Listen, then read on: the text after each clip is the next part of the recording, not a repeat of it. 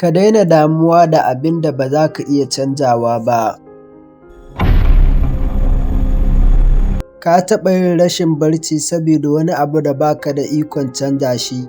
Ka damu da abin da mutane suke tunani game da kai? Ka damu da abin da zai faru gobe? Ka damu da abin da zai faru a baya? Amma ka taɓa tambayar kanka shin waɗannan abubuwan suna ƙarƙashin ikona ne? Wannan shi ne ɗaya daga cikin manyan darussan Stoics. Abin da yake ƙarƙashin ikonka ka gyara shi, abin da ba ya ƙarƙashin ikonka ka koya daga gare shi.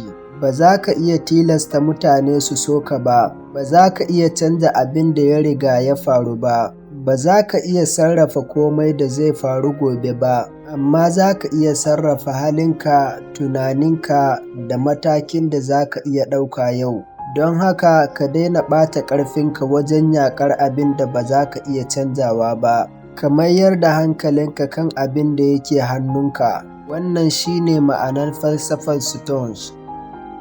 Domin ku iya canza tunaninku da kuma samun rayuwa mai inganci, ku bibiyi wannan channel ɗin nawa. Idan wannan bidiyon ya burge ku, ina roƙonku da ku danna liking, sa'annan ku danna subscribe akan wannan channel ɗin, sa'annan kuma ku yaɗa wannan bidiyon